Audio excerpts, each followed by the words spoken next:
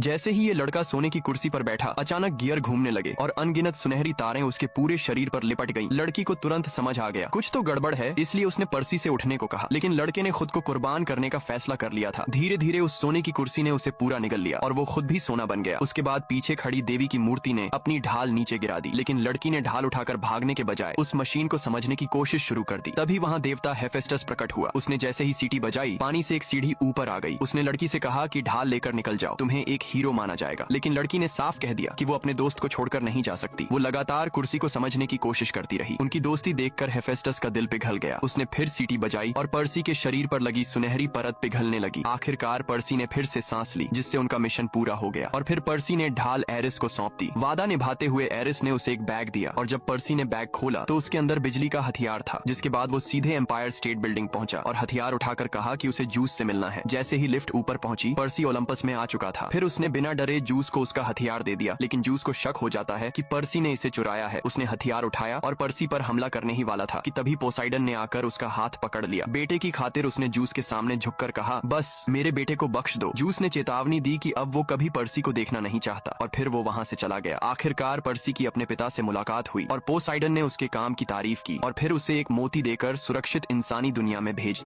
जैसे ही ये लड़का सोने की कुर्सी पर बैठा, अचानक गियर घूमने लगे और अनगिनत सुनहरी तारें उसके पूरे शरीर पर लिपट गईं। लड़की को तुरंत समझ आ गया कुछ तो गड़बड़ है, इसलिए उसने पर्सी से उठने को कहा, लेकिन लड़के ने खुद को कुर्बान करने का फैसला कर लिया था। धीरे धीरे उस सोने की कुर्सी ने उसे पूरा निगल लिया और वो खुद भी सोना बन गया। उसके बाद पीछे खड़ी देवी की मूर्ति ने अपनी ढाल नीचे गिरा दी, लेकिन लड़की ने ढाल उठाकर भागने के बजाय उस मशीन को समझने की कोशिश शुरू कर दी। तभी वहाँ देवता हेफेस्टस प्रकट हुआ। उसने जैसे ही सीटी बजाई, पानी से एक सीढ़ी ऊपर आ गई। उसने लड़की से कहा कि ढाल लेकर निकल जाओ, तुम्हें एक हीरो माना जाएगा। लेकिन लड़की ने साफ कह दिया कि वो अपने दोस्त को छोड़कर नहीं जा सकती। वो लगातार कुर्सी को समझने की कोशिश करती रही। उनकी दोस्ती देखकर हेफेस्टस का दिल पिघल गया। उसने फिर सीटी बजाई और पर्सी के शरीर पर लगी सुनहरी परत पिघलने लगी। आखिरकार पर्सी ने फिर से सांस ली, जिससे उनका मिशन पूरा हो गया। और फिर पर्सी ने ढाल एरिस को सौंप दी। वादा निभाते हुए एरिस ने उसे एक बैग दिया और जब पर्सी ने बैग खोला तो उसके अंदर बिजली का हथियार था। जिसके बाद वो सीधे एम्पायर स्टेट बिल्डिंग पहुंचा और हथियार उठाकर कहा कि उसे जूस से मिलना है। जैसे ही लिफ्ट ऊपर पहुंची, पर्सी ओलंपस में आ चुका था। फिर उसने बिना डरे जूस को उसका हथियार दे दिया, लेकिन जूस को शक हो जाता है कि पर्सी ने इसे चुराया है। उसने हथियार उठाया और पर्सी पर हमला करने ही वाला था कि तभी पोसाइडन ने आकर उसका हाथ पकड़ लिया। बेटे की खातिर उसने जूस के सामने झुककर कहा, बस मेरे बेटे को बख्श दो। जूस ने चेतावनी दी कि अब वो कभी पर्सी को देखना नहीं चाहता और फिर वो वहाँ से चला गया। आखिरकार पर्सी की अपने पिता से मुलाकात हुई और पोसाइडन ने उसके काम की तारीफ की और फिर उसे एक मोती देकर सुरक्षित इंसानी दुनिया में भेज